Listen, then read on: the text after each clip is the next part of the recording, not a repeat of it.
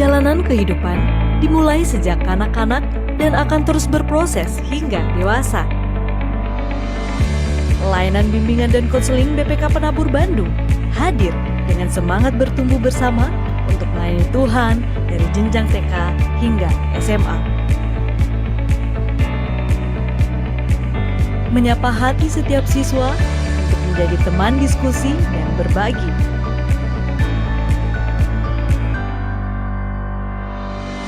Menolong siswa mengenali diri dan mengembangkan potensinya dalam menggapai tujuan baik dalam hidup mereka.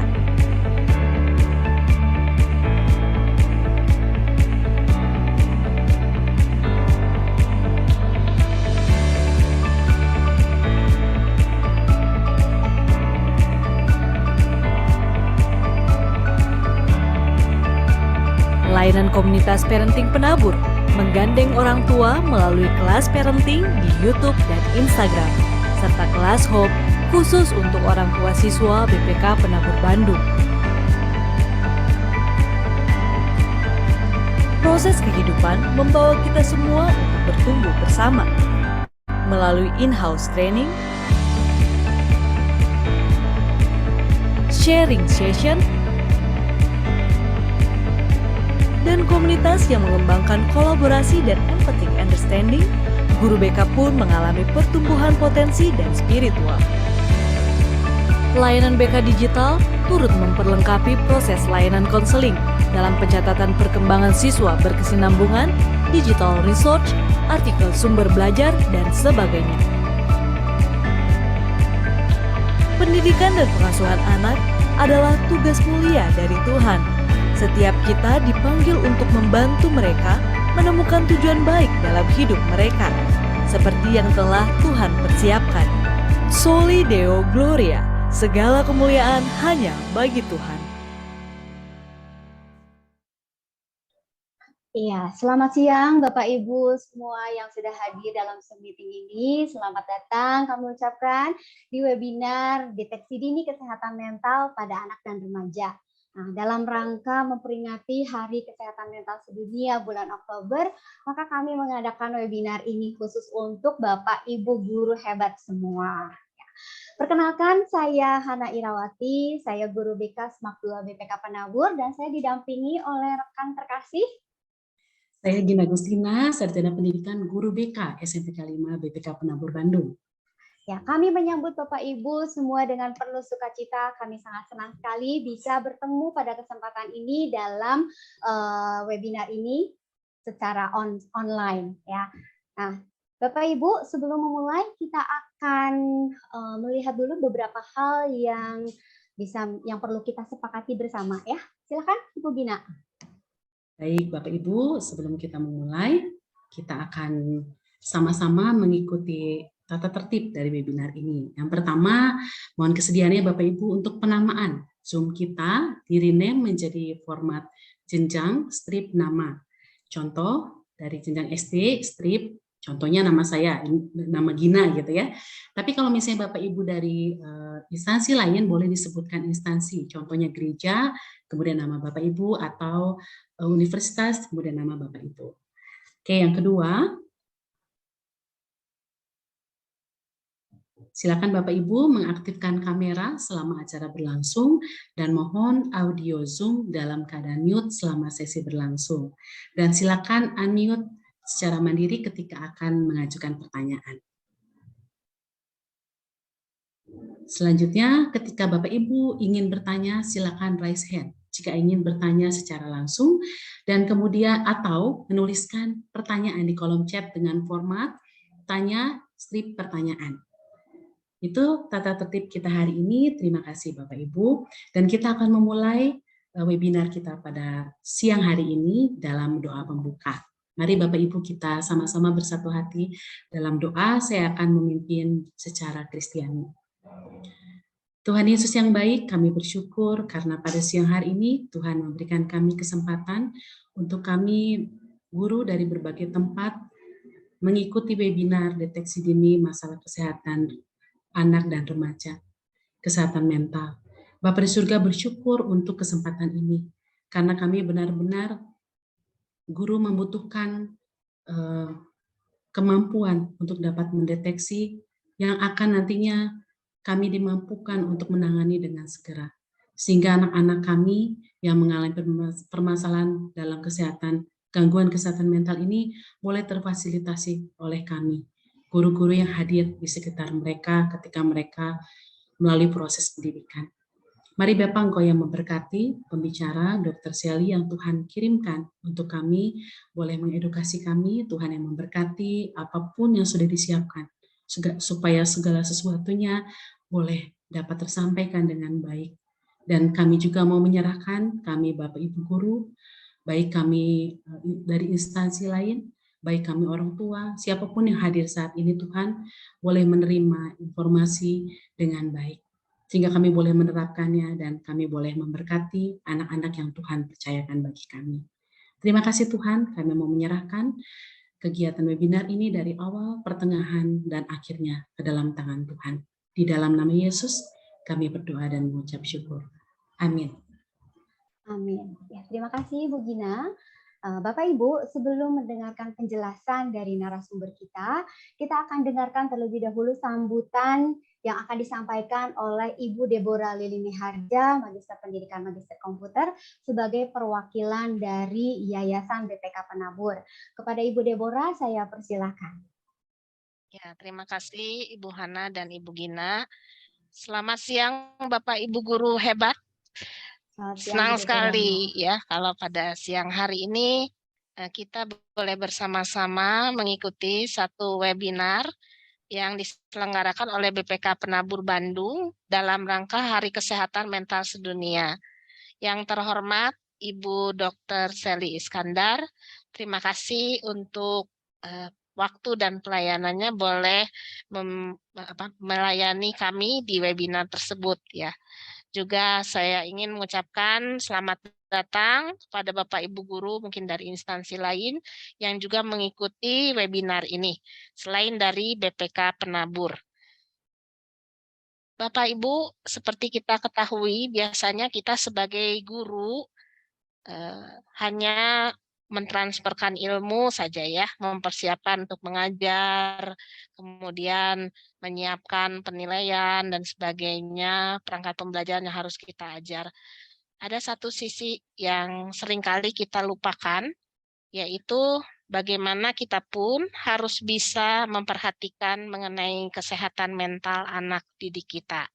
Nah, oleh karena itu, tim dari BK kami di BPK Penabur Bandung, Ibu Ira beserta tim BK bersama-sama memikirkan satu tema yang sangat menarik menurut saya untuk kita ikuti bersama, yaitu bagaimana kita bisa mendeteksi dini kesehatan mental anak dan remaja.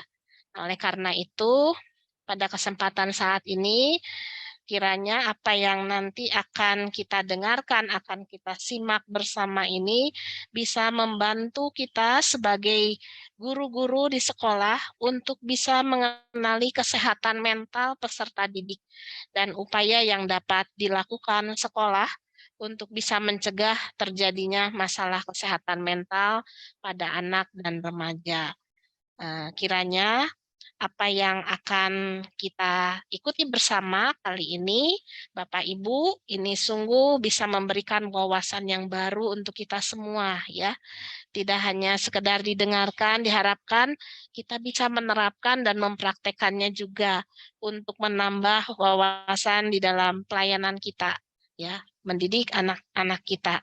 Tidak hanya mentransferkan ilmu, tapi mari kita juga mengenali kesehatan mental peserta didik, anak maupun remaja ya yang Tuhan sudah percayakan kepada kita semuanya. Akhirnya saya ingin ucapkan selamat mengikuti webinar hari ini dan terima kasih kepada Dr. Sally Iskandar, juga kepada seluruh panitia, Ibu Ira dan tim BK yang luar biasa ya sudah mempersiapkan kegiatan ini, satu hal yang boleh kita lakukan untuk boleh memberkati banyak orang. Kiranya Tuhan memberkati kita semua. Amin. Terima kasih Ibu Deborah untuk sambutannya. Bu Hana dan Bapak Ibu guru yang hebat, kesehatan mental saat ini mendapat perhatian yang cukup besar dari masyarakat. Ya, apalagi setelah atau pasca pandemi. Kemudian adanya perubahan hidup dalam berbagai hal yang menjadikan salah satu penyebab munculnya gangguan kesehatan mental. Ya, semakin banyak.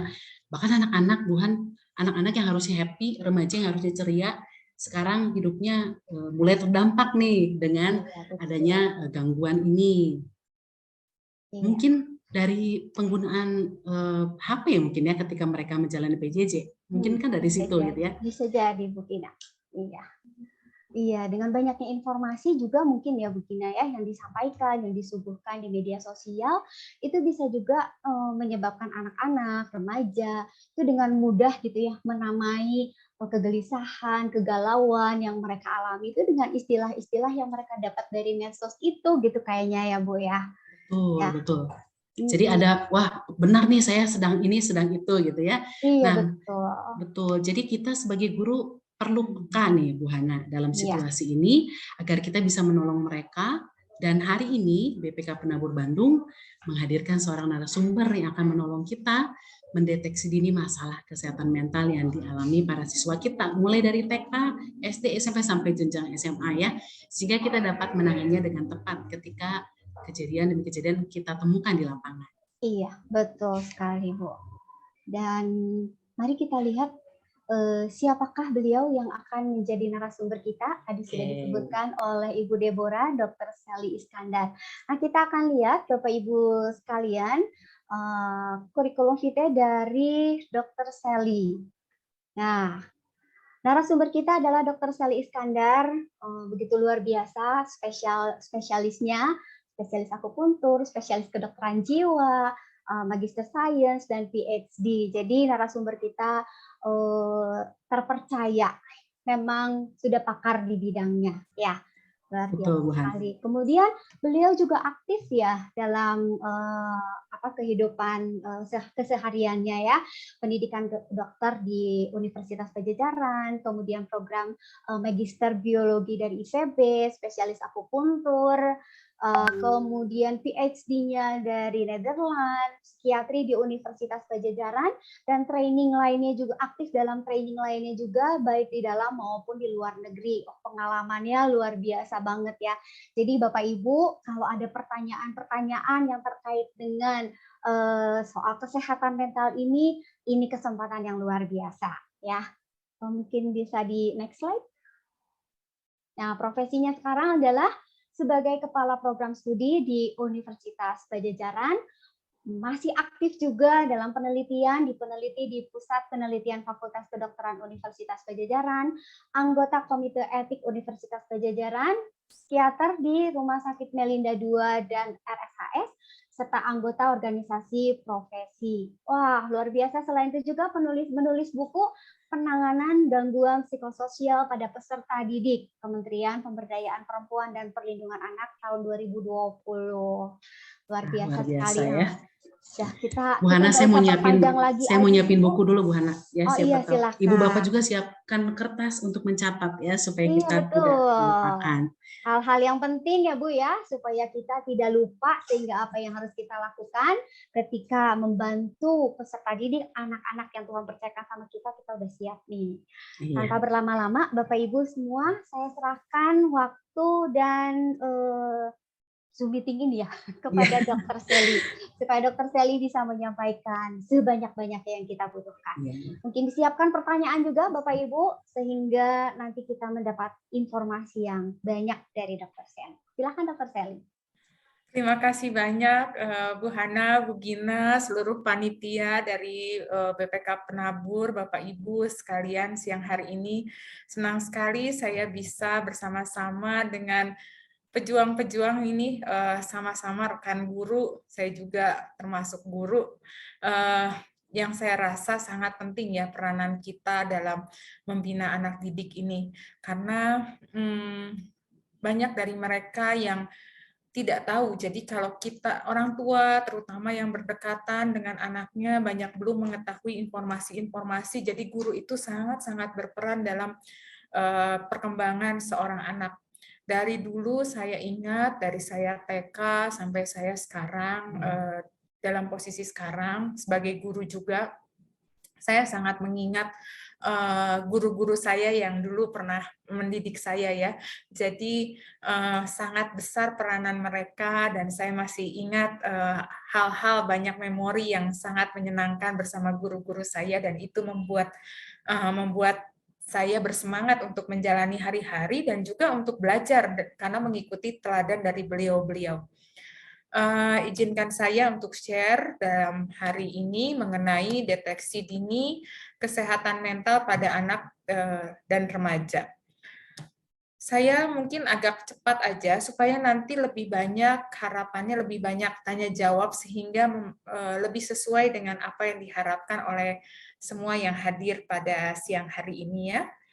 Jadi saya mulai dari gangguan mental pada remaja ini. Yang sering pada remaja itu apa? Kalau berdasarkan CDC tahun 2019, berdasarkan usianya, itu kita bisa lihat bahwa semakin tinggi usianya memasuki remaja, makin besar persentase mereka yang mengalami gangguan mental emosional. Apa yang paling banyak? Yang paling banyak itu pertama adalah depresi. Depresi dicirikan sebagai suatu kondisi di mana energinya sangat minimal. Artinya orang tersebut merasa sedih, tidak bersemangat, malas makan, malas beraktivitas. Pada umumnya akan seperti itu. Walaupun depresi punya warna yang lain, tapi itu lebih spesifik. Contohnya orang depresi itu ada juga yang nafsu makannya semakin meningkat. Kemudian yang berikutnya cemas. Ini semakin banyak berkaitan tadi yang Bu Deborah bilang dengan pandemi COVID-19, tadi juga Bu Hana, Bu Gina bilang dengan adanya COVID, berita-berita, itu semua membuat kecemasan semakin meningkat ya, karena informasi yang berbeda-beda, ketidakpastian, itu kecemasan meningkat. Dan khususnya pada anak-anak dan remaja saat ini, anehnya mereka tidak terlalu khawatir dengan COVID ya. Hasil penelitiannya begitu. Mereka lebih khawatir karena tidak bisa bertemu teman.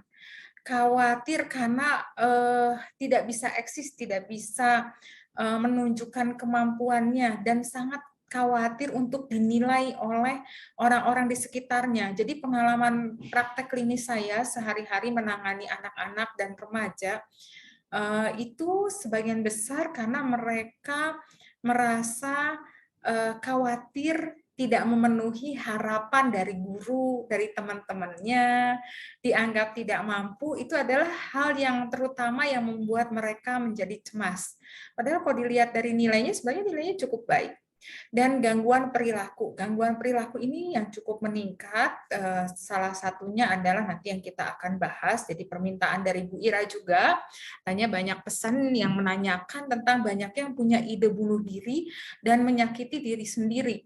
Ini dimasukkan dalam gangguan perilaku, termasuk di dalamnya sebenarnya adalah gangguan pemusatan perhatian dan hiperaktivitas, kemudian juga sikap menentang atau bisa mengarah ke arah perilaku yang bertentangan dengan hukum. Kita masuk yang pertama, yang sering sekarang lagi naik daun, perhatian terhadap bunuh diri ini sangat meningkat.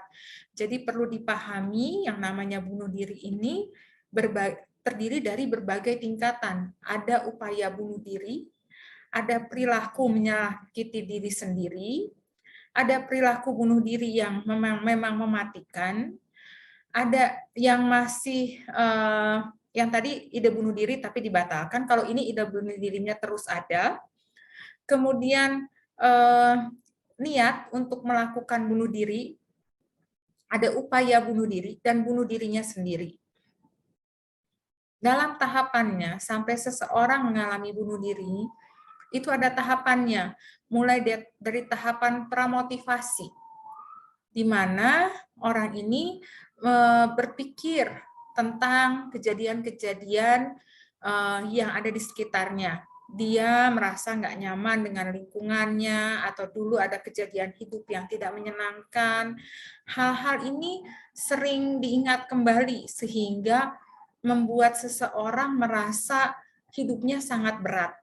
Nah, kalau mulai dia menggabungkan dengan adanya suatu trigger atau suatu permasalahan yang ada saat ini, seperti contohnya dibully ya, perundungan, itu banyak sekali yang menyebabkan seseorang mengalami gangguan mental emosional. Jadi menurut saya sangat-sangat penting untuk menyampaikan ke siswa bahwa kekuatan tiap orang itu beda-beda. Mungkin ada orang yang tujuannya buat lelucon ya, tetapi sebenarnya itu buat orang lain penerimaannya sulit. Artinya dia merasa sangat-sangat tertekan dengan perlakuan tersebut. Dan kalau dia merasa sudah sangat tidak mampu, dia akan terjebak dalam ide atau pemikiran bunuh diri, maka dia akan mulai memikirkan tentang rencana-rencana bunuh diri dan akhirnya dia akan melakukan perilaku bunuh diri. Di sini juga ada faktor penanganan dan faktor yang merupakan penguat ya. Artinya kalau orang tersebut punya pengertian tentang makna hidup yang baik, kemudian dia bisa memiliki dukungan sosial yang baik, itu akan menurunkan dorongan untuk bunuh diri tadi. Ini adalah tahapan-tahapannya secara mudah biasanya dalam kondisi baik-baik saja. Kemudian dia merasa stres, saya kayaknya nggak bisa menyelesaikan masalah ini. Ini udah nggak bisa nih, saya segini sudah di luar kemampuan saya. Saya yakin saya nggak bisa lanjut lagi. Saya harus mempertimbangkan cara untuk mengakhiri hidup. Gitu ya proses berpikirnya orang yang mau bunuh diri. Dia mulai akan merencanakan, udah tahu rencananya mau apa, dia akan betul-betul melaksanakan. Tetapi kalau ada orang yang impulsivitasnya tinggi, berkaitan dengan gangguan psikiatri yang ada, berkaitan dengan kepribadian yang ada, maka dia bisa langsung ngerasa sangat-sangat bermasalah, langsung nggak mikirin idenya apa, yang ada apa di depan mata, langsung diambil, langsung melakukan bunuh dirinya. Itu bisa ya, seperti itu. Dan inilah yang bisa menolong seseorang supaya dia bisa menurunkan risiko dari bunuh dirinya. Yang ada di dalam diri seseorang adalah kalau dia bisa mengatasi stres dengan baik, memiliki citra diri positif, artinya percaya diri. Terus dia bilang, saya boleh gagal kok, tapi saya bisa, nanti kalau udah gagal, saya bisa untuk memperbaikinya dan melanjutkannya. Itu artinya seseorang yang resilient. Dan dia punya stabilitas emosi yang baik, punya keyakinan spiritual yang baik bahwa dia hidup ini selalu ada yang menjaga, ada yang membantu. Itu adalah faktor protektif internal. Kalau dia punya keyakinan ini, maka dorongan bunuh diri, tahapan-tahapan bunuh diri itu bisa di-stop. Gitu. Nah, apa yang bisa dilakukan oleh orang lain di sekitarnya? Dukungan, ikatan yang dekat, kemudian bisa mengakses layanan kesehatan mental, karena dengan bantuan obat-obatan, dengan bantuan dari profesional, psikiater, psikolog, itu dapat harapannya merubah pola pikirnya, sehingga dia bisa melihat dari sudut pandang yang berbeda. Gitu. Nah, apa yang menjadi faktor risiko? Artinya kalau ini faktor protektif harus kita kuatkan kan? Kalau faktor risiko bagaimana kita bisa menekan serendah-rendahnya? Ada beberapa faktor risiko yang memang nggak bisa diapa-apakan, seperti gender contohnya. Itu wanita punya kecenderungan untuk punya gangguan mental emosional yang lebih sering atau lebih banyak dibandingkan laki-laki. Tetapi kalau eksekusi bunuh dirinya lebih banyak yang berhasil laki-laki dibandingkan perempuan, gitu ya. Itu yang harus kita pahami. Kemudian mereka yang punya gangguan mental emosional sebelumnya, udah punya riwayat Contohnya yang dari kecil itu kayak gangguan pemusatan perhatian dan hiperaktivitas, gangguan membaca, gangguan bicara, itu semua akan menjadi lebih rentan karena kepercayaan dirinya biasanya agak lebih rendah dibandingkan dengan anak-anak lain seumurnya. Apalagi kalau anak-anak ini ada penggunaan narkoba, mulai dari rokok, alkohol, ya, memiliki harga diri yang rendah, tidak memiliki adanya harapan. Terus mereka yang suka mencari, bisa dibilang mencari adrenalin, kayak ikutan geng motor, panjat gunung, dalam artian yang mencari risiko, ya bukan panjat gunungnya yang bermasalah, tapi aktivitas yang tidak mempertimbangkan bahaya, itu yang dibilang novelty seeking. Ada konflik keluarga, kurang dukungan sosial, dari masalah ada masalah ekonomi, perundungan, baik itu dilakukan oleh di sekolah ataupun di sekitar dia, adanya riwayat bunuh diri pada keluarga, karena ternyata genetik berpengaruh, nanti kita lihat lagi ya, dan riwayat percobaan bunuh diri sebelumnya, itu adalah faktor risiko yang sangat besar yang harus kita lihat. Dan tanda bahayanya itu apa? Kalau orang akan melakukan bunuh diri, itu biasanya dia perubahan emosinya sangat besar.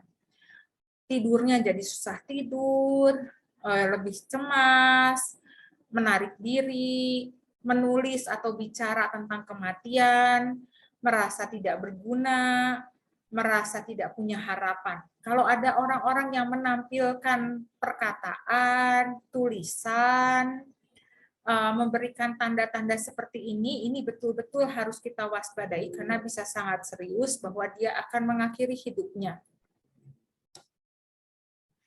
Nah, kalau kita tanya, kenapa ya anak remaja ini lebih rentan mengalami gangguan mental emosional?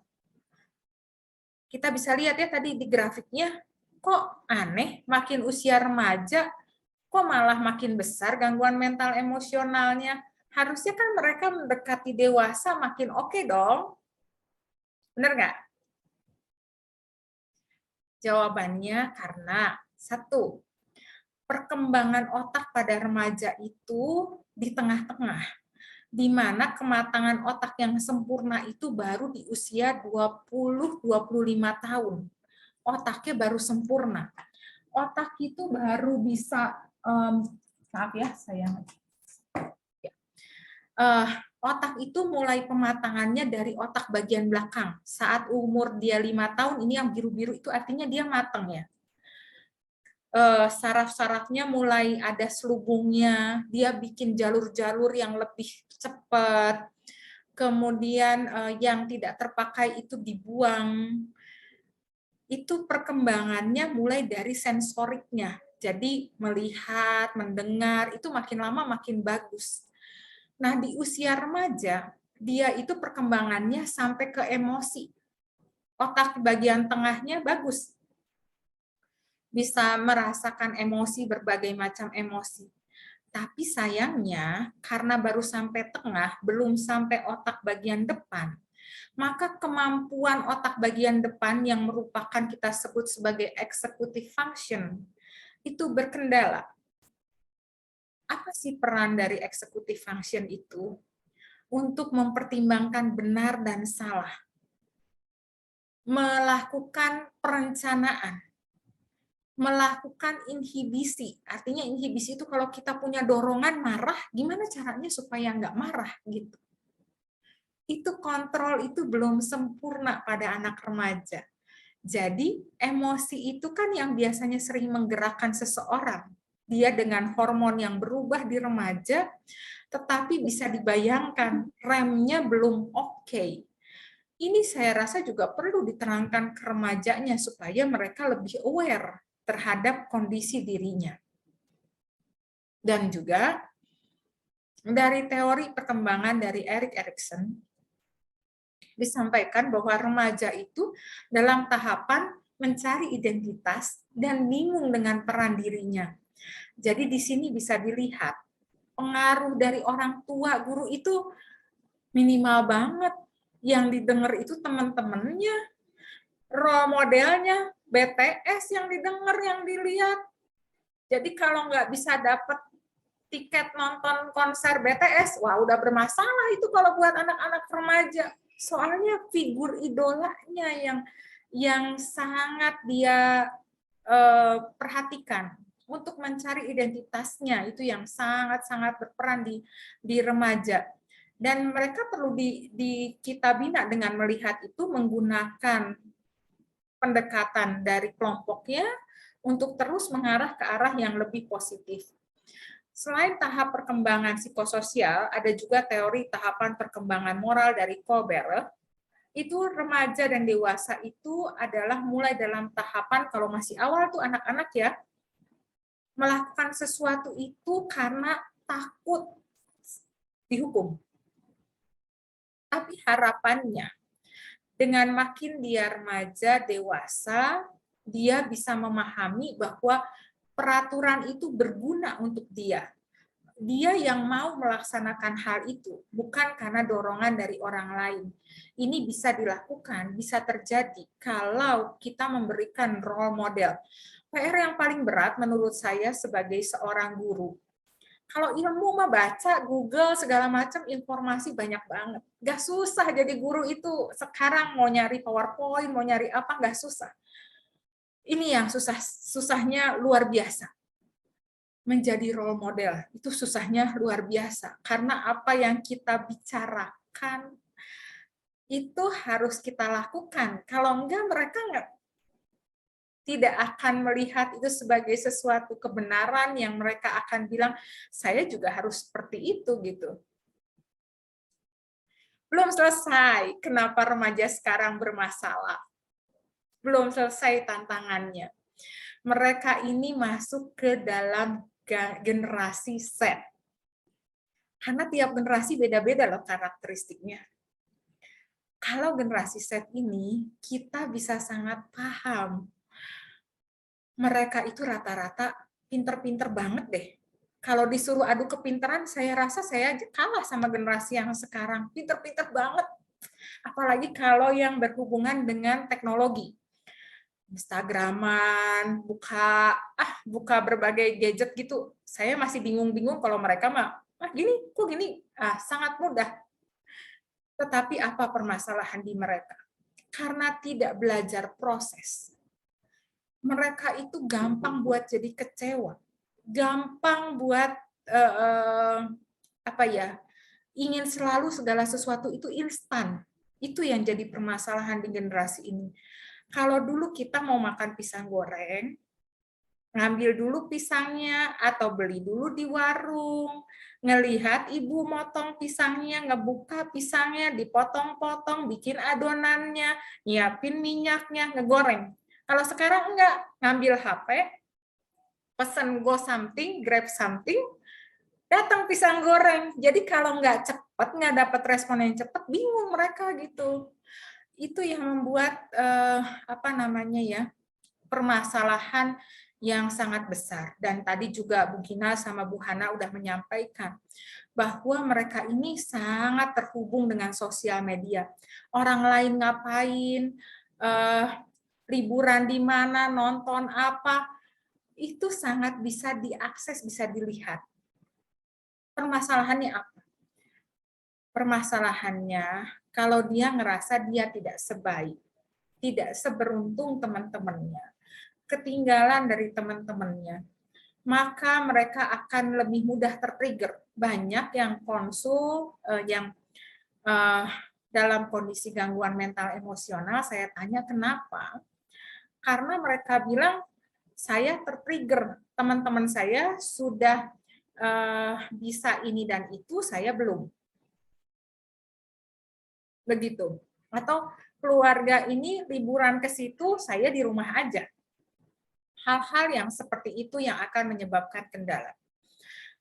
Selain itu yang berlaku umum, di setiap individu itu akan berlaku hal yang spesifik, yaitu faktor biologisnya, faktor psikologisnya, dan faktor sosialnya. Ini adalah salah satu contoh mengapa seseorang bisa mengalami gangguan panik.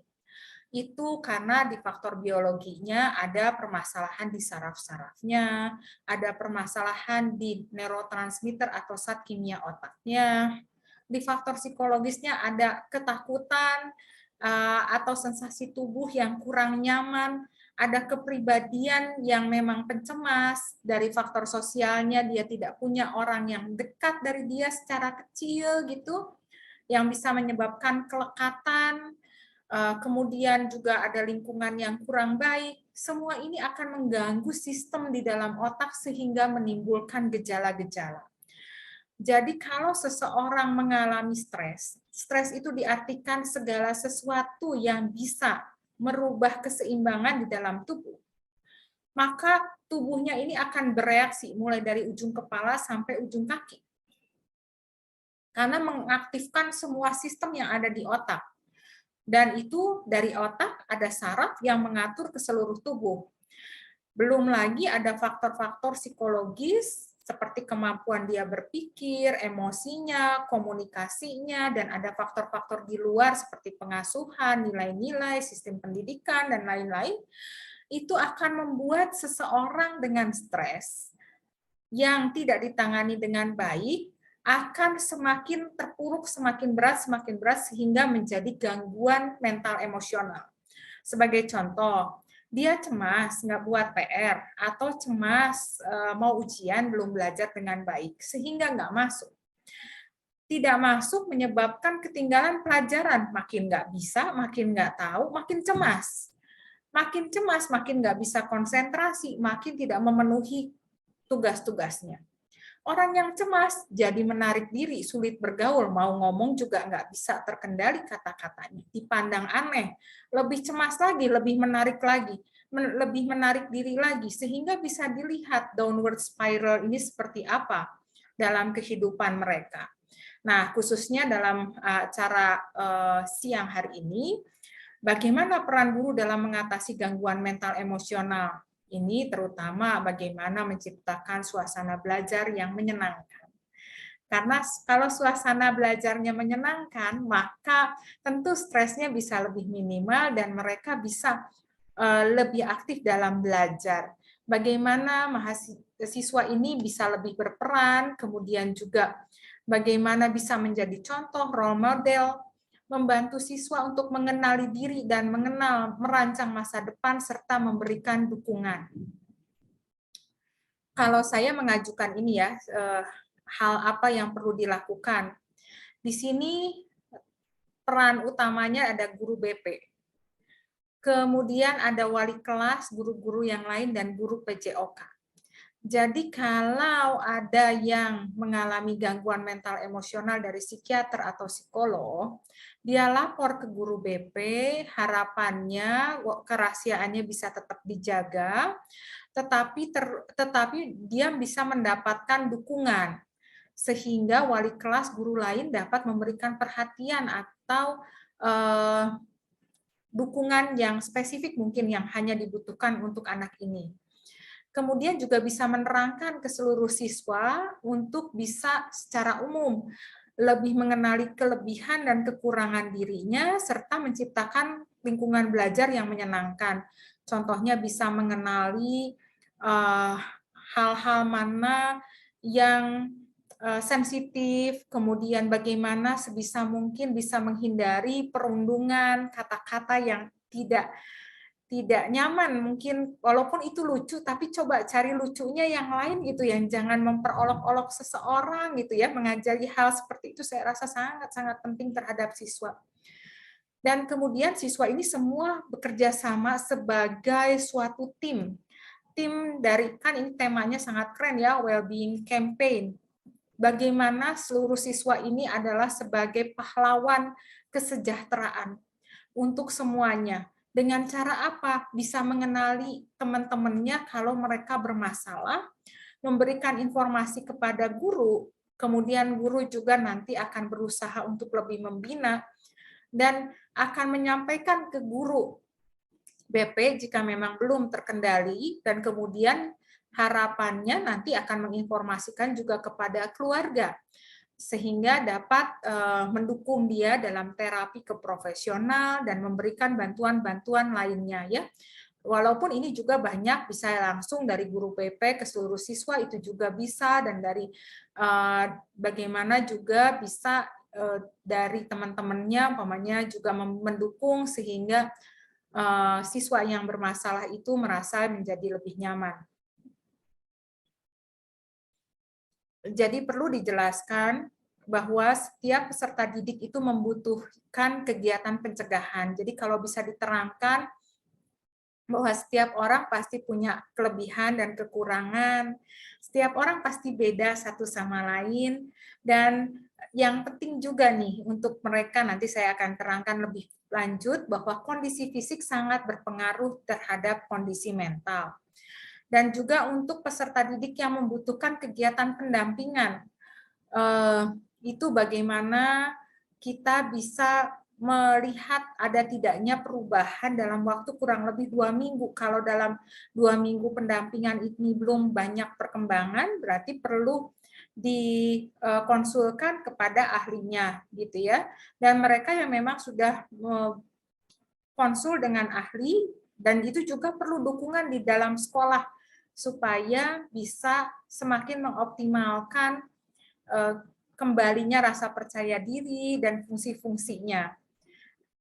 Dan perlu dikenali ini yang berkaitan dengan hal-hal yang emergensi, itu kalau ada ide bunuh diri, ada keracunan minum obat banyak, atau ada agresivitas, marah, melempar, merusak barang, ada serangan panik, dan ada gangguan psikotik, artinya dia tidak mampu membedakan mana yang nyata dengan tidak nyata, maka dia perlu segera untuk mendapat bantuan profesional.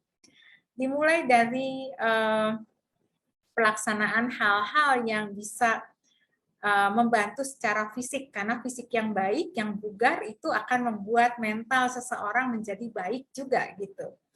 Nah, kalau yang sudah mendapatkan terapi dari psikiater, dari psikolog, diharapkan mereka mau melanjutkan terapinya, mau minum obat-obatannya, kemudian diajak untuk menerapkan pola hidup sehat, mulai dengan sarapan yang baik. Banyak penelitian menunjukkan sarapan yang baik itu akan membuat seseorang dapat berkonsentrasi dengan lebih baik, emosinya lebih baik, kemudian keinginan untuk mengemil lebih sedikit, keinginan untuk mengkonsumsi gula yang manis-manis dan berasa kuat, dan juga tinggi lemak juga menurun. Itu kuncinya di sarapan. Jadi sarapan yang baik itu harus mengikuti anjuran dari Kemenkes dengan isi piringku, di mana harus ada karbohidratnya, sayurannya, lauk pauknya, dan harapannya bisa dilengkapi dengan buah-buahan. Kemudian juga memberikan informasi tentang gangguan psikososial pada peserta didik. Dan kalau mereka menghadapi masalah, kalau paling rendah ya dihindari, tapi kalau bisa bagaimana mencari alternatif-alternatifnya, bagaimana bisa beradaptasi, dan yang paling tinggi kalau mereka bisa menerima. Banyak ya kasus yang terutama pas di anak-anak SD kalau ini, yang membuat mereka mengalami gangguan mental emosional karena ada anak lain yang memang punya gangguan mental emosional. Contohnya adalah anak dengan gangguan pemusatan perhatian dan hiperaktivitas atau yang disingkat dengan GPPH, bahasa Inggrisnya adalah ADHD. Itu kan seneng noel-noel temennya, jalan-jalan di kelas, ngambilin penghapus orang, ngambilin alat-alat apa yang itu ada. ADHD itu siapa tuh yang suka gitu di kelas? Dokter ya? Itu siapa? Ngambilin Ya. Nah, itu tuh temennya yang bukan GPPH itu jadi terganggu. Nah, caranya gimana sebisa mungkin jangan deket-deket deh. Itu namanya avoid. Alter itu berusaha buat temenannya jangan bareng sama dia, barengnya sama yang lain ya. Beradaptasi ya udah diambil barangnya, ya ambil lagi barangnya. Tuh kan dia tujuannya bukan buat jahat sih, itu karena dia lagi bosen gitu dengan pelajaran di kelasnya. Dan tahapan berikutnya beradaptasi artinya bisa menerima. Ya udah menerima, memang dia punya gangguan, dia bukannya mau punya motivasi yang buruk, tapi memang dia punya keterbatasan itu. Kalau udah sampai level penerimaan, maka tidak stres lagi. Cuman memang nggak mudah ya, menerima itu kan nggak mudah. Gitu. Dan kita perlu juga nggak lihat cuman kelemahannya. Kita harus bisa menemukan kelebihan dari setiap orang. Karena setiap orang pasti sehebat-hebatnya pasti ada kekurangannya. Nggak bisa-bisanya, sejelek-jeleknya pasti ada kelebihannya. Dan selanjutnya, kalau ini dari saya komunikasi, saya beberapa kali melakukan sesi seperti ini dengan berbagai guru BP se-Indonesia. Mereka menyampaikan bahwa guru BP juga bisa menegakkan diagnosis ya.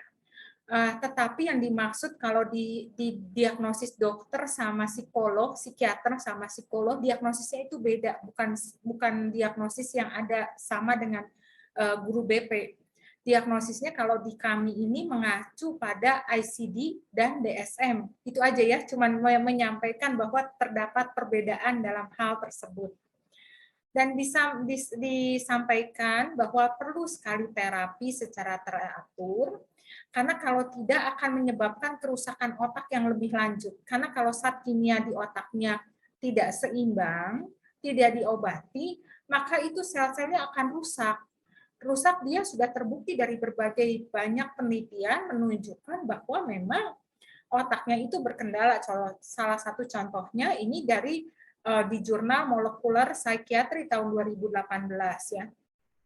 Nah, selanjutnya ini yang sangat ditanyakan dari awal judulnya juga. Gimana sih mendeteksi orang dengan gangguan mental emosional?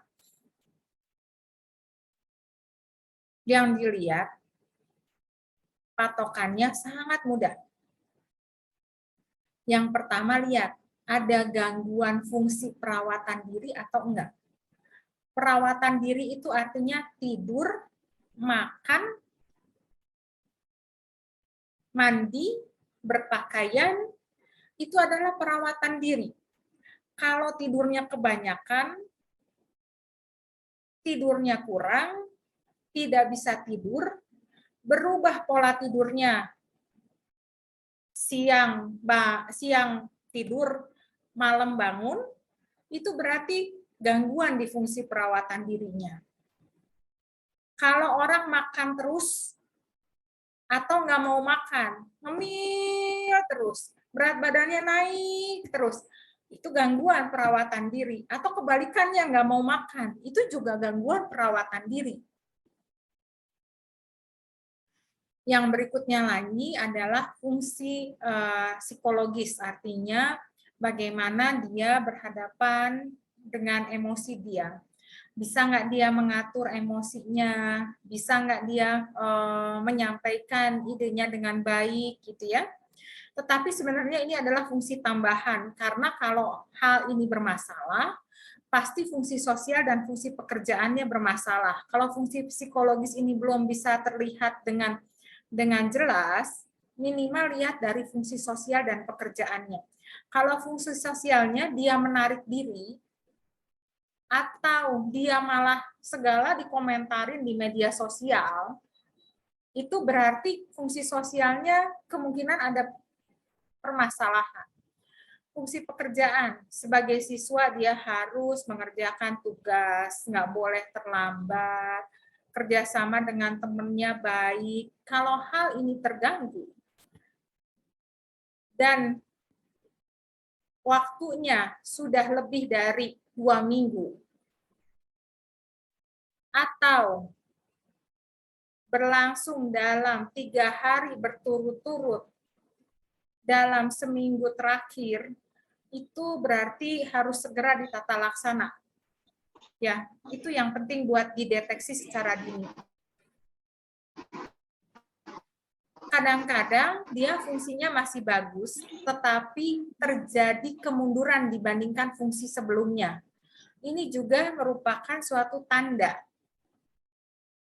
Nah, ini yang lebih detail lagi seperti yang tadi saya jelaskan buat setiap fungsi-fungsinya.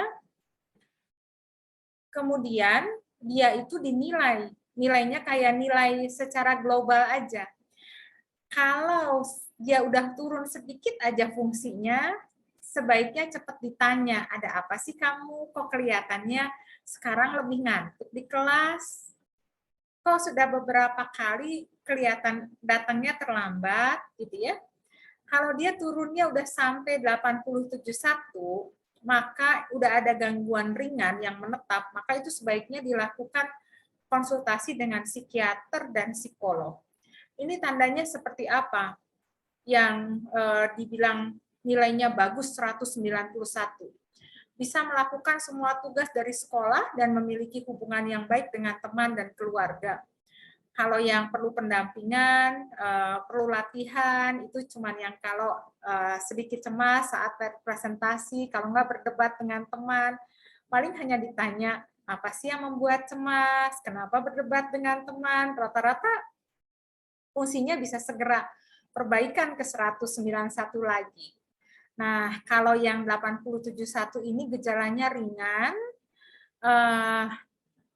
misalnya datang terlambat mengumpulkan tugas.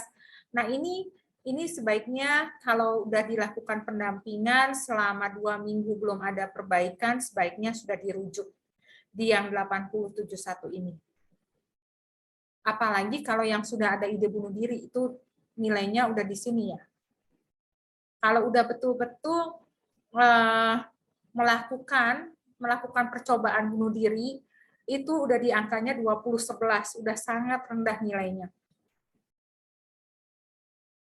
Dan kita juga perlu menyampaikan bahwa mereka-mereka dengan gangguan mental emosional bisa sangat-sangat berprestasi.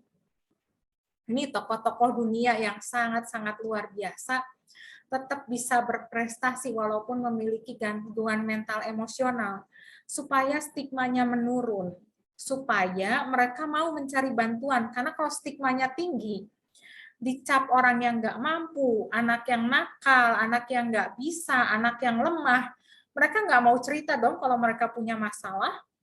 Dan dengan begitu mereka tidak akan mengakses layanan kesehatan mental. Lebih banyak nanti datangnya keluhan fisik, sakit kepala, sakit perut, karena sebenarnya yang melatar belakanginya sebenarnya masalah mental gitu. Dan yang penting juga untuk dilakukan oleh semua, baik dengan teman-temannya maupun para guru, itu dengan melakukan dekap. Dekap ini singkatan ya, nanti kita lihat singkatannya. Ini tujuannya untuk bisa sangat penting untuk mereka yang dalam kondisi krisis sebelum pertolongan yang emergensi ini, pertolongan dari profesional datang. Ini dulu yang dilakukan, kayak P3K-nya untuk kesehatan fisik. Ini dengan melakukan dekap ini gitu. Dekap singkatan dari dengarkan dan nilai kegawatannya. Jadi kalau bunuh diri, kita tanya kenapa. Kalau dia bisa bercerita bagus banget tuh, biasanya idenya akan harapannya bisa berkurang. Tapi kalau enggak, minimal kita mendampingi ada di situ. Mendengarkan itu juga bisa dengan hadir, tidak harus dengan dianya bicara ya. Dan menilai kegawatannya itu bisa dilihat dari keseriusan ide-ide bunuh dirinya dan juga riwayat-riwayat sebelumnya. Kemudian E-nya itu empati. Empati berarti bisa meraba rasakan apa yang dirasakan orang lain, tapi bukan jadi kalau orang yang cerita itu nangis, kita ikutan nangis. Itu namanya bukan empati, itu namanya simpati ya. Atau kayak yang orang-orang cerita kalau tokoh-tokoh sinetron yang jahat gitu pergi ke mall suka dipukulin sama ibu-ibu. Itu berarti levelnya benar-benar sudah simpati, bukan empati. Kalau empati itu nggak boleh ikutan, nggak boleh kebawa. Di sini kita memahami, tidak memberikan nasihat, memberikan informasi kalau dia bersedia, dan yang paling penting adalah memberi dukungan. Kemudian membantu dia untuk melakukan solusi-solusinya, termasuk mengontak profesional, dan kalau dia sudah oke, tetap membantu dia supaya bisa mempertahankan kesehatan mentalnya, gitu ya. Dan itu bisa dilakukan kalau apa? Kalau melakukan dengan pertanyaan terbuka, memberikan afirmasi, dukungan, kemudian merespon terhadap apa yang disampaikan, dan bisa menyimpulkan dari apa yang sudah dia ceritakan. Karena kalau orang dalam kondisi stres itu kadang-kadang dia bingung apa yang harus dia lakukan. Udah kita ngomong lama setengah jam, dia tetap bingung. Habis ini, selesai ini, apa yang mau dilakukan duluan? Nah, kita bantu lagi dengan kesimpulan itu ya. Nah, yang berikutnya yang paling penting juga melatih stress management. Ada banyak hal yang bisa dilakukan untuk melakukan stress management ini, terutama dengan menentukan apa sih yang menjadi harapan dan tujuan, mengerti apa sih sumber permasalahan. Saya nggak suka sekolah, itu kan general. Di sekolah itu nggak suka apanya, nggak suka gurunya, nggak suka temennya, nggak bisa konsentrasi pas pelajaran, atau gimana. Dan dia juga diajak untuk belajar tentang worst case scenario. Artinya kalau yang dia khawatirkan itu betul-betul terjadi, apa yang memang konsekuensinya apa? Bener nggak dia nggak bisa nerima? Kalau konsekuensinya paling buruk apa sih? Dimarahin guru. Kalau dimarahin guru, kamu gimana? Ya udah, dimarahin, ya diterima aja. Kalau udah bisa menerima skenario terburuknya, harapannya dia akan berkurang kecemasannya. Saya agak lupa, mungkin Bu Gina sama Bu Hana bisa tahu, ini doa dari siapa nih? Dari Santo, saya lupa namanya, mohon maaf nih. Tapi ini doa yang sangat luar biasa, karena dia permintaannya adalah, tolong berikan kepada saya kemampuan untuk merubah hal-hal yang saya mampu ubah, menerima hal-hal yang tidak mampu saya ubah, dan mengerti perbedaan di antara keduanya. Itu penting sekali. Kalau bisa betul-betul memahami ini, saya tahu keterbatasan saya bisa menerima hal ini, maka stresnya akan menjadi minimal. Dan kemudian juga bisa melatih mereka tergantung kemampuannya dengan tingkat yang paling minimal. Tingkat paling minimal untuk mengatasi stres itu dengan pengalihan. Kemudian dengan relaksasi bisa dibantu, bisa dengan diri sendiri, dengan melakukan aktivitas, dengan berkontribusi, melakukan kegiatan-kegiatan untuk orang lain, tidak membandingkan diri sendiri dengan orang lain, ini yang paling sering ya di media sosial. Kemudian kalau gagal bisa melihat bahwa saat ini kita nggak nyaman, dulu juga kita pernah lebih berat dan bisa kita lampaui. Kita juga nggak lupa bahwa kita juga dulu pernah sukses atau pernah berhasil. Dan kalau kita punya harapan sukses di masa yang akan datang, ini akan membuat kita jauh lebih bersemangat. Kemudian meditasi dan berdoa ini juga tentu sangat membantu. Dan banyak penelitian yang menunjukkan orang-orang yang memiliki makna hidup itu angka bunuh dirinya jauh lebih rendah dibandingkan mereka yang tidak punya makna hidup. Bisa juga dengan teknik pernapasan, menarik napas, tahan napas, kemudian dikeluarkan. Bisa juga dengan teknik menegangkan otot, kemudian merilekskan ototnya, mungkin bisa dilatih nanti ke siswa-siswanya.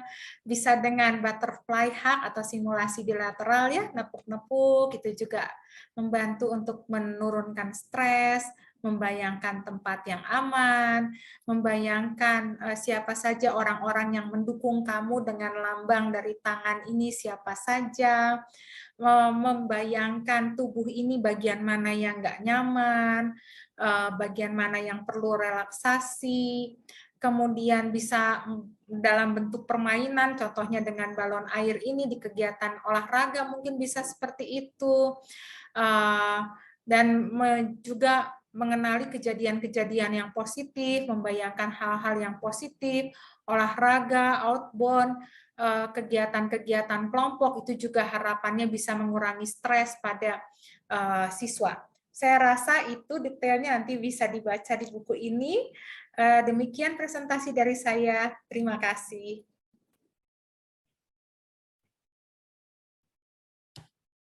Saya kembalikan ya ke Bu Hana dan Bu Gina berarti.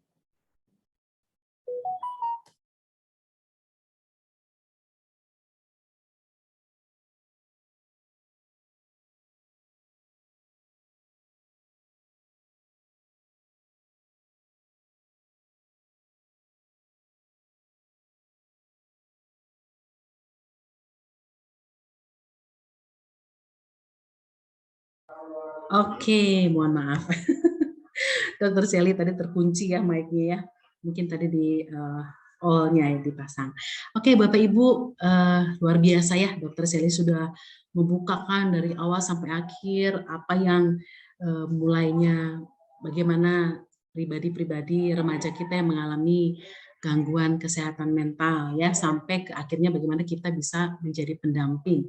Kalau saya tadi cermati Dokter Sally, jadi sebenarnya kita itu atau anak-anak itu kita alihkan, tidak difokuskan kepada masalah yang dialami ya. Mungkin begitu. Jadi kita mencoba mencari menciptakan lingkungan yang mendukung supaya dia bisa berkembang, supaya dia bisa melihat hal yang lain. Dan Bapak Ibu pastinya tadi mungkin agak cepat dengan materi yang banyak ya, tapi kebingungan-kebingungan mungkin akan muncul. Silakan Bapak Ibu boleh mempersiapkan pertanyaan, kemudian boleh disampaikan di chat atau di raise hand nanti setelah kita tayangkan video berikut. Sambil Bapak Ibu boleh mengisi dulu daftar hadir di link presensi yang sudah disampaikan di Zoom di chat ya. Silakan Bapak Ibu, kita akan saksikan dulu video berikut ini.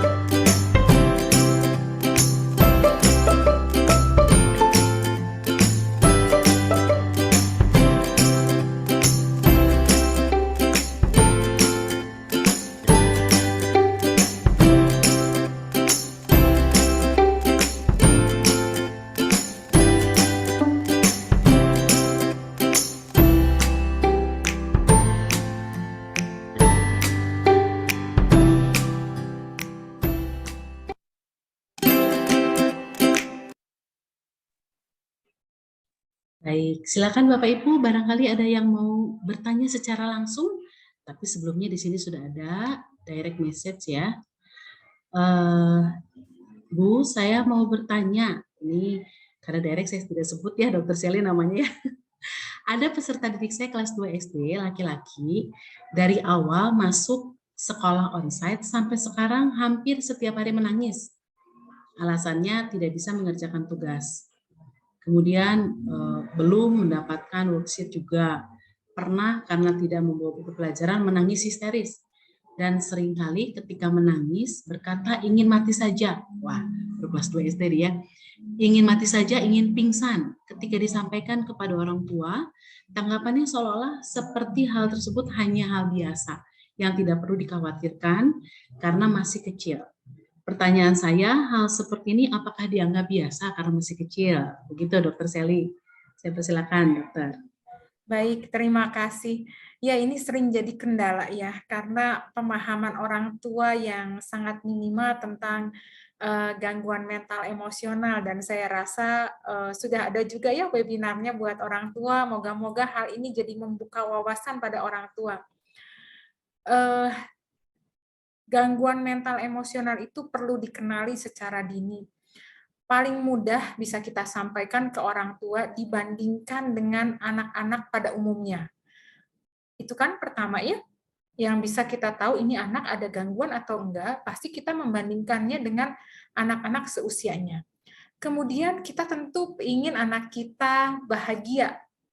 Kalau dengan seperti itu dia nangis setiap hari, apakah tidak perlu dibantu? Anggaplah namanya bukan gangguan mental emosional, tapi apakah mau dibiarkan seorang anak menderita, menangis terus, bahkan berkata dia lebih baik tidak usah hidup saja, masih kelas 2 SD loh.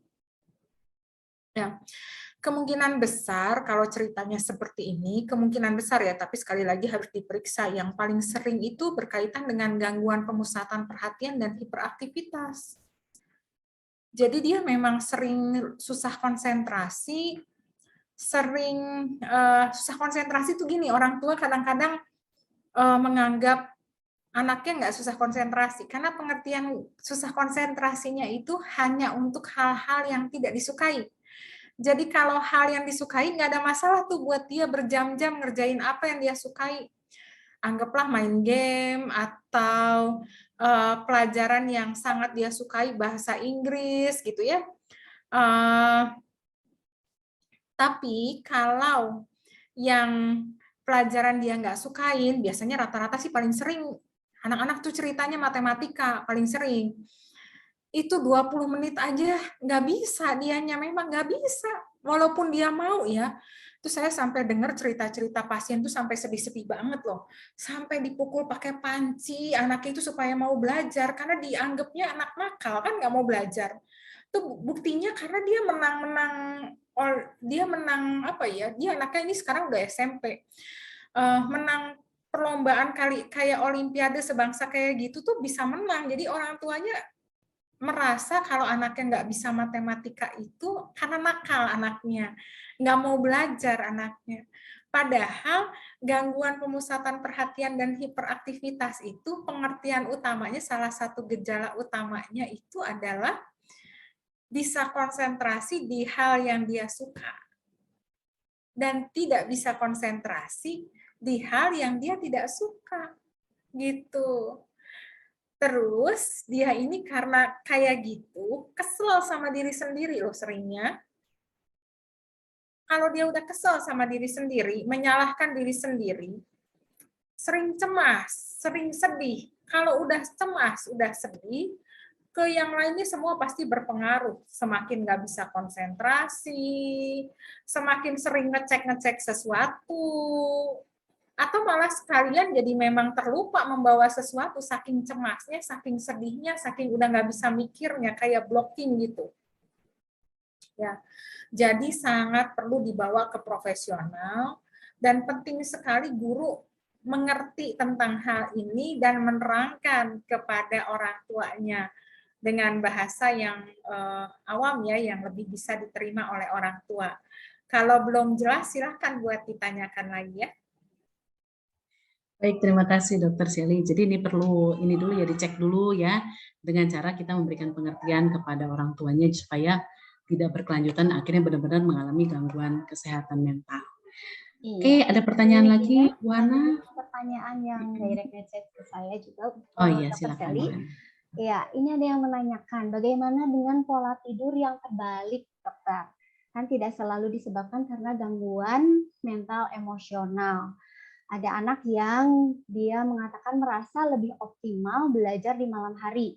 Jadi akhirnya tidur setelah pulang sekolah. Jadi dia belajar, bikin tugas sampai malam hari, bahkan sampai subuh. Walaupun sudah diingatkan oleh orang tuanya, tetap sih seperti itu dengan alasan lebih optimal dan lebih oke belajarnya gitu. Kan ini kan jadi nanti akan ada dampaknya di jangka panjang ya, dokter ya. Nah, ini bagaimana cara penanganannya atau bagaimana ya cara pendekatan ke anaknya, memberitahukan ke anaknya seperti apa gitu supaya bisa, kan tentu berharap anaknya sehat ya dokter ya, sehat, umur panjang gitu, tapi tetap bisa berprestasi dengan baik gitu. Ya, pertama tentang teorinya dulu ya, tentang tidur ya, bahwa tidur itu kenapa sih harus mengikuti irama sirkadian. karena pelepasan hormon itu berbeda-beda di setiap jamnya. Dan orang bisa tidur itu biasanya akan dipengaruhi oleh kondisi lingkungannya yang akan mengaktifkan sistem biologis tubuh atau disebut dengan biological clock. Orang bisa tidur karena adanya pelepasan melatonin dan bisa bangun karena melatonin kadarnya turun, gitu ya. Terus banyak lagi hormon-hormon dan juga fungsi dari tidur yang sangat penting untuk dilakukan tanpa terputus. Artinya kalau tidur yang baik itu kurang lebih beda-beda, memang ada yang rapid sleeper, ada yang perlu waktu tidur yang lebih lama, itu beda-beda. Tetapi secara umum tidur itu tidak boleh terputus, karena fase tidur itu ada 5. Ada 1 fase non-REM dan 4 fase REM, yang setiap fasenya ini punya fungsinya masing-masing. Kalau fungsi ini dilakukan tidurnya terputus-putus, dia itu nggak akan jadi lama. Karena kalau 1 kali putaran yang pertama kali, dia waktunya mungkin cuma sekitar 45 menit. Kalau di putaran kedua dia lebih panjang, sekitar 50-55 menit. Kalau dia di putaran berikutnya nanti makin lama, dia makin optimal, makanya dibilang tidur dalam, itu berkisar waktunya nanti 1 kali putaran itu sekitar 1,5 jam. Jadi tidurnya harapannya 7 itu tidak terputus. Sekarang kalau tidurnya pulang dari sekolah, nanti jam makannya jadi terganggu. Kita juga harus mempertimbangkan hal itu gitu. Ya. Kita tahu tidur yang baik sangat berpengaruh untuk regenerasi sel secara fisik dan juga untuk kesehatan mental, karena di situ mental kita bisa diistirahatkan, tidak harus memikirkan hal-hal tertentu berkaitan dengan berkaitan dengan stimulus atau stres-stres yang ada dari lingkungannya, kan? Karena posisinya tidur. Jadi itu buat mental sangat diperlukan. Kalau ada alat harus kerja terus dan terus, tentu itu akan sangat mengganggu ya. Kalau sekarang gimana cara merubah anaknya? Ini nggak mudah. Perlu pendekatan khusus. Awalnya orang tua akan bertanya tentang kenapa. Tadi kenapanya udah dijawab kan? Karena lebih bisa konsentrasi. Dilanjutin lagi, kenapa sih kalau malam bisa lebih konsentrasi? Kalau dia bilang karena lebih tenang, mau nggak dibikinin kamar yang memang bisa lebih tenang? Kita menjawab permasalahan anak tersebut. Kenapanya ya? Tergantung kenapanya malam itu bisa lebih konsentrasi itu kenapa? Seringkali dibilang belajarnya enakan di malam hari karena nggak diawasin orang tuanya. Karena nggak usah ngadepin orang tuanya, jadi lebih enak. Katanya gitu kalau banyak anak-anak ditanya. Ya. Atau sebenarnya sambil belajar sama temennya. Sama kayak gitu, temennya juga sama. Saya bilang, nggak bisa loh, tidurnya jam segitu terus tuh nggak bisa. Kenapa? Ada tugas kelompok, teman-teman itu baru bisanya jam segitu, kata dia gitu.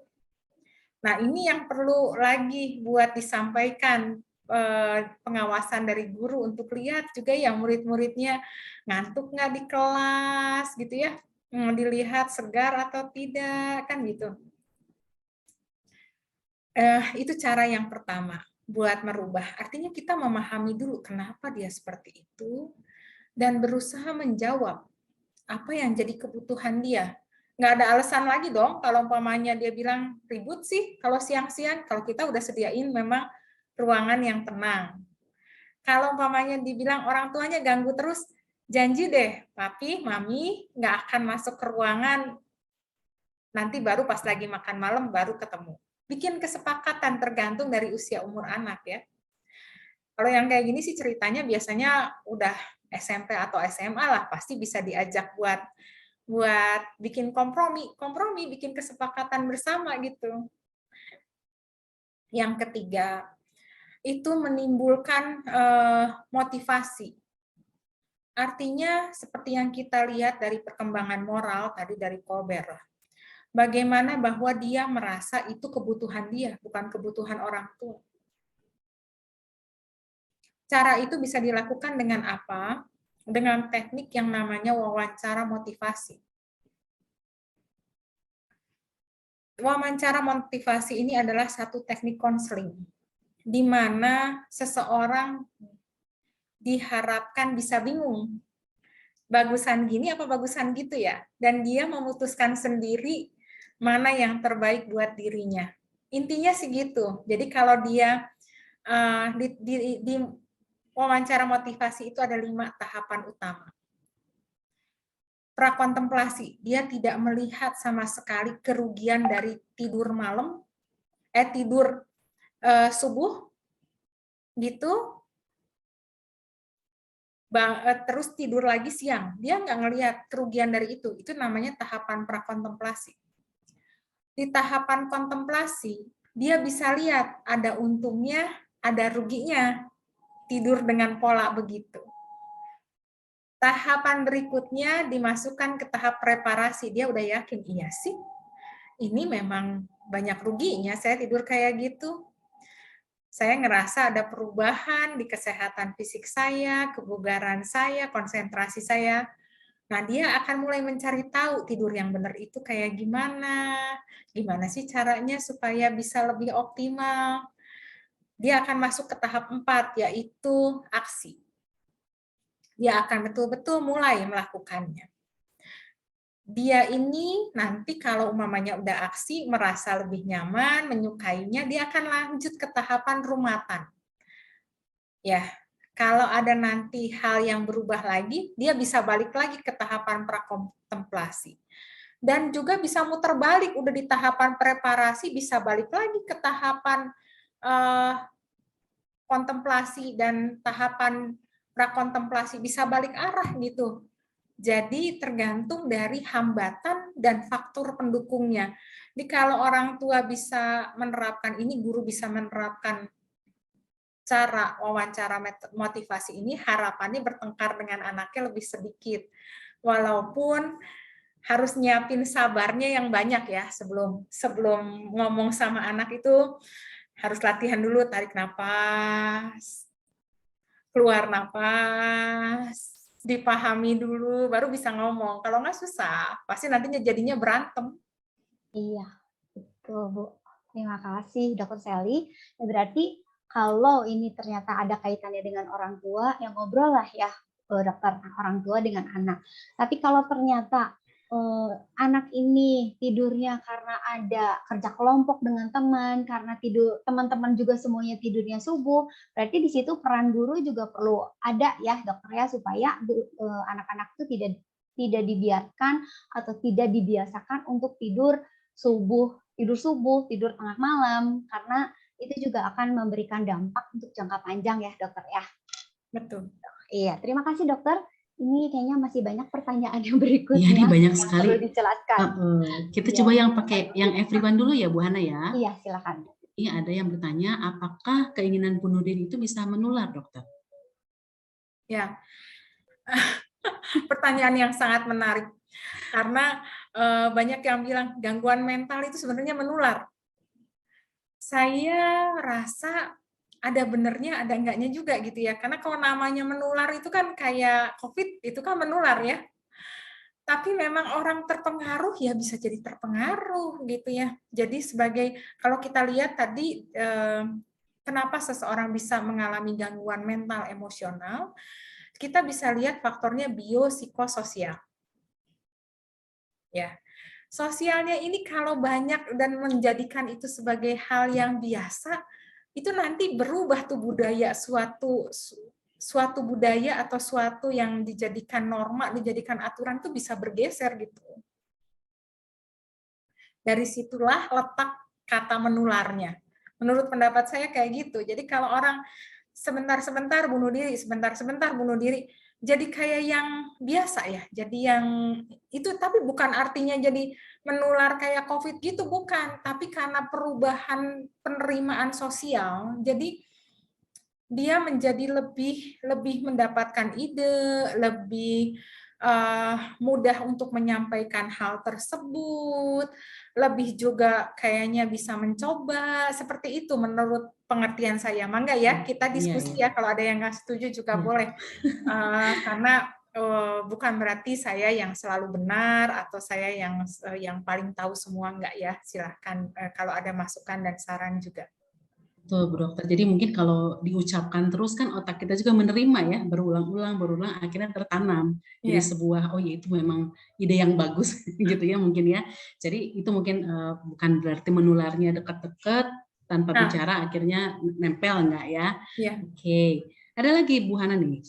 Atau everyone dulu ya Bu Hana ya. Boleh. Iya. Di saya sudah nggak ada sih kan dari everyone. Iya, berikutnya ya. Dokter, ini ada pertanyaan. Apakah Ibu pernah menghadapi atau menemukan kasus anak atau orang dewasa yang sebetulnya tidak betul-betul terganggu mental, tapi hanya ikutan tren atau meyakini diri terganggu mental? Factitious disorder, karena mungkin ingin dimaklumi dan tidak dibebani, ingin lebih dapat perhatian dan rasa kasihan. Bagaimana membedakan dengan yang betul-betul terganggu? Iya. Kalau istilah SMA Bu, ini kayak main drama katanya Bu. Gitu. Di psikiatri itu ada 3 utama ya. Yang satu itu reaksi konversi, yang kedua adalah factitious disorder, yang ketiga itu malingering. Yang 2 ini tetap dianggap gangguan mental loh. Kalau yang malingering, yang pura-pura, itu memang bukan gangguan mental. Tapi kalau orang yang factitious disorder, itu berarti dia orang stres yang butuh bantuan. Itu orang gangguan mental emosional. Jadi kalau pengertiannya dia adalah factitious disorder, artinya berpura-pura sakit untuk mendapatkan perhatian atau dukungan dari orang lain, dia itu orang gangguan mental emosional. Kalau sejauh ini dalam pengalaman praktek saya, ada yang pernah seperti itu, ada. Tapi memang dia punya konflik masalah yang harus diselesaikan. Dan memang butuh terapi profesional buat itu. Gitu. Kalau belum menjawab, silahkan ya, boleh disampaikan lagi. Kalau yang reaksi konversi itu orangnya benar-benar nggak sadar. Dia bisa pura-pura, bukan pura-pura, dia benar-benar bisa kayak nggak ngelihat atau benar-benar kayak nggak bisa jalan gitu. Itu benar-benar dia ngerasanya seperti itu, tapi sebenarnya kalau diperiksa secara organnya normal. Itu yang dinamakan dengan reaksi konversi. Ada juga gangguan yang seperti itu gitu. Jadi bisa diketahuinya lewat tes mungkin Ibu ya? Ya, lewat pemeriksaan dari profesional ya. Dari tes-tes juga, tes-tes fisik juga, pemeriksaan penunjang juga untuk membuktikan kalau pamannya dia bilang dia nggak bisa lihat, buta, tapi nggak cocok gitu dengan gambaran klinisnya nggak cocok. Nah itu dibantu dengan pemeriksaan fisik, pemeriksaan psikiatrikus, pemeriksaan penunjang untuk bisa menegakkan diagnosis tersebut. Oke, Bu Hana nih, dengan Dr. Shelly ini ada satu pertanyaan yang sebenarnya agak banyak dialami oleh beberapa sekolah ya. Kita udah sering baca, ini japri sih, direct maksudnya, direct message. Bagaimana cara terbaik untuk menginformasikan kondisi siswa yang melakukan self-harm dengan tetap mempertahankan kepercayaan siswa pada guru yang menjadi tempat curhat? Jadi maksudnya mungkin bagaimana menanganinya atau menginformasikan ke orang tuanya, sedangkan anaknya menaruh kepercayaan bahwa kita nggak akan ceritakan lagi kepada orang lain. Betul. Jadi terutama kita sampaikan ke dia, harapan dia dari menceritakan ke kita itu apa. Jadi tujuan terapinya apa ya, ke guru BP itu apa tujuan terapinya. Kalau kita merasa memang perlu ini butuhan bantuan profesional, kita kembalikan lagi ke dia. Menurut pendapat saya ini perlu sudah ditangani oleh psikiater sehingga untuk melakukan langkah ini kamu lebih nyamannya bagaimana? Apakah bersedia buat disampaikan ke orang tua? Apakah bersedia disampaikan ke keluarga lain yang kamu percaya, entah kakaknya, entah saudara-saudara yang lebih luar ya, bukan keluarga inti, itu kita cari lagi dukungannya. Dan kalau dia tidak mau menyampaikan, kita tanya alasannya kenapa dia tidak mau menyampaikan, dan kita berusaha jawab yang menjadi keberatan atau kesulitan dia itu apa gitu. Oke, jadi kita tetap istilahnya anaknya dulu kita hargai, ditanya dulu ya, sampai dia merasa nyaman, sampai kita kasih gambaran, baru kita bisa ngambil langkah yang lain ya Bu ya. Oke, Ibu Bapak dan Dokter Shelly, ini sebenarnya banyak sekali pertanyaannya.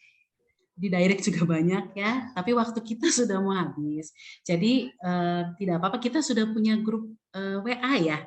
Kita punya grup WA di webinar ini, nanti mohon kesediaan Dokter Shelly, kita akan sampaikan pertanyaan-pertanyaan yang ada, dan nanti jawabannya kita bisa share di grup WA yang saya rasa mohon maaf kalau seperti itu sepertinya tidak memungkinkan ya, karena gimana ya, kalau seperti itu satu waktunya ya, saya sangat-sangat berkendala dengan waktu, itu yang saya mohon maaf sekali gitu ya. Banyak yang minta, bukannya saya nggak mau, tetapi banyak sekali pesan yang belum terjawab gitu. Jadi banyak sekali pesan WA itu yang belum saya balas. Jadi kalau saya menjanjikan, saya khawatir saya tidak bisa menepati janji. Oh iya, ya. Takutnya PHP ya Bu ya. Iya, jadi kalau memang ada seperti itu, mungkin kita bisa diskusi menyempatkan waktu, memang khusus waktunya untuk itu, kita diskusi bersama lagi, supaya harapannya juga bisa, harapannya sih nggak cuma saya searah gini ya, dari para guru semua bisa saling melengkapi juga gitu, atau dari yang lain-lainnya semuanya, karena tidak semua guru ya, yang tidak hanya guru kan yang ikutan acara ini gitu. Baik, jadi karena waktu juga ya, mohon maaf Bapak Ibu untuk pertanyaan-pertanyaan ini, nanti kita akan diskusikan di panitia ya, nanti beberapa dari kita guru BK akan memberikan beberapa pandangan mungkin yang kita bisa kita lakukan ya. Nah Bapak Ibu, Dokter Shelly, waktu kita sudah habis, kita berikan Dokter Shelly untuk menyampaikan closing statement untuk kita semua dari webinar hari ini. Terima kasih ya, saya rasa saya sangat-sangat berbahagia ya dapat kesempatan ini, kesempatan yang sangat luar biasa karena bisa bertemu dengan Bapak Ibu guru di sini semua, yang sangat saya hargai, yang sangat saya hormati, karena saya juga mengingat semua guru-guru saya, dan saya merasa semuanya sangat-sangat berperan dalam pembinaan mental bangsa. Kuncinya itu dari awal, mulai dari TK, SD, SMP, karena makin tidak tertanggulangi, makin berat gangguan mental di kemudian hari, makin sulit untuk menanggulanginya. Jadi makin cepat dilakukan deteksi, makin cepat buat diatasi, maka harapannya akan semakin baik nanti generasi penerus bangsa ini gitu. Jadi harapan saya ini sangat-sangat luar biasa besar pada guru-guru. Tetapi di lain sisi saya juga berharap semua guru-guru saya di sini sehat-sehat semua, karena nggak mudah loh jadi guru. Saya menjalani profesi ini sudah 20 tahun lebih, jadi semoga semua bisa memperhatikan kesehatan fisiknya, kesehatan mentalnya, karena kita mau membawa anak didik kita itu juga sangat tergantung pada kesehatan fisik dan kesehatan mental kita. Mungkin itu ya, Bu Gina, Bu Hana. Ya, luar biasa. Dan rekan-rekan semuanya. Ya, ini saya dapat berita baik nih dari panitia bahwa Dokter Shelly akan membagikan PDF buku ya, dan di dalamnya kita bisa baca, barangkali pertanyaan-pertanyaan ini bisa terjawab dari informasi yang disampaikan buku PDF yang Ibu Dokter Shelly sampaikan, nanti kita share di WA group. Terima kasih banyak Dokter Shelly, kita boleh kasih applause buat kehadiran Dokter Shelly yang memberkati kita sampai sore hari ini. Ya, baik Bapak Ibu, kita akan akhiri webinar kita hari ini, kita akan tutup di dalam doa. yang akan disampaikan oleh Ibu Hana. Silakan, Bu Hana. Iya, sekali lagi terima kasih Dr. Sally untuk penjelasannya. Kita semua dapat pencerahan ya, walaupun memang masih banyak pertanyaan-pertanyaan. Untuk Bapak Ibu semua yang ada di Zoom meeting ini, untuk link presensi dan evaluasi kami buka sampai pukul 9 malam, terutama untuk Bapak Ibu yang nanti akan dapat sertifikat ya. Jadi tolong penulisan namanya yang jelas beserta dengan gelar yang diperlukan. Gitu.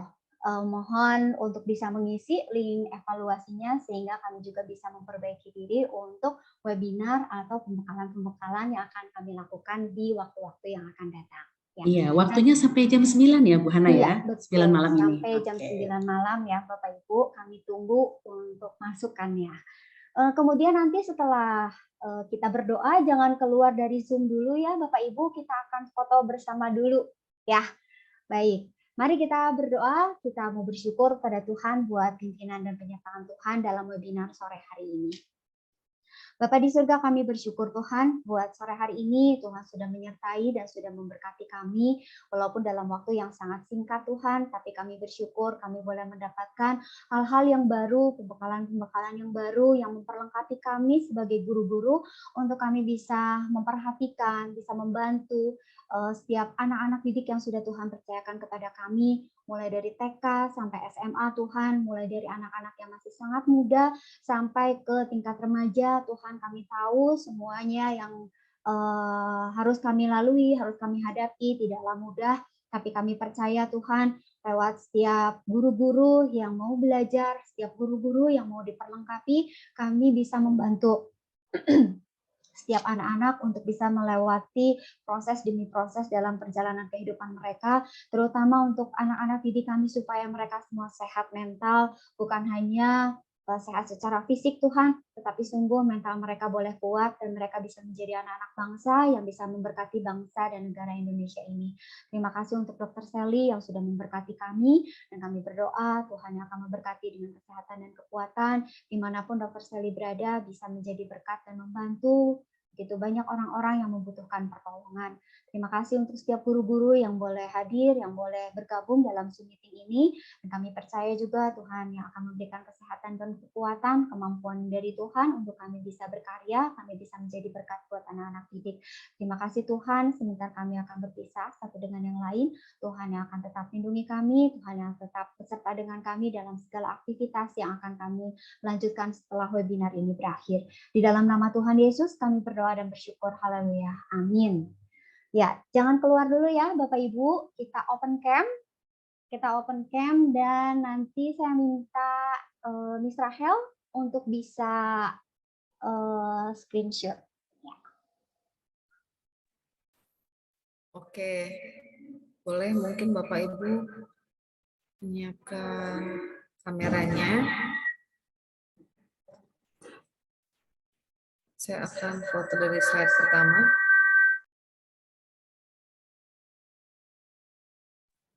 Oke.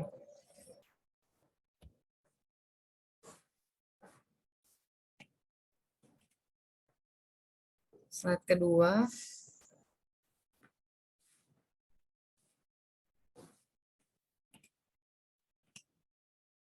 Slide ketiga.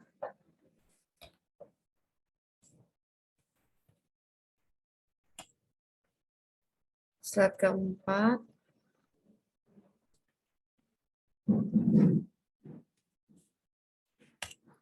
Mohon ditunggu ya Bapak Ibu, cukup banyak slide-nya. Slide kelima.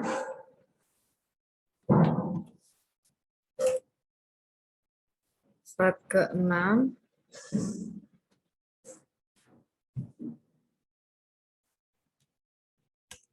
Dan slide ketujuh terakhir. Terima kasih Bu. Iya, terima kasih Miss Rahel. Terima kasih Bapak Ibu semua. Terima kasih Bapak Ibu. Sampai bertemu. Terima kasih semuanya. Terima kasih. Terima kasih Bapak Ibu. Akan di-download PDF-nya Bapak Ibu ya. Semuanya sukses selalu ya. Terima kasih. Ya, bisa Terima kasih di-download. Bapak Ibu. Terima kasih semuanya.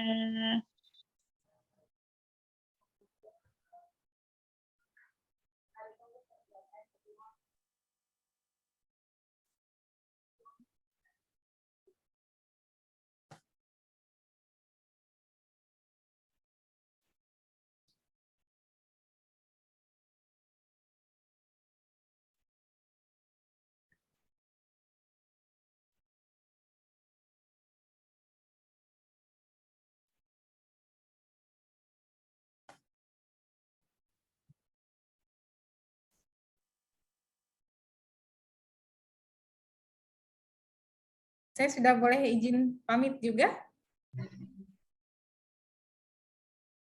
Baik. Terima kasih ya, sekali lagi terima kasih banyak buat semuanya. Terima kasih Bu Seli. Terima kasih Bu Seli. Terima Luar kasih. biasa. Tuhan berkati ya Bu. Iya, sama-sama.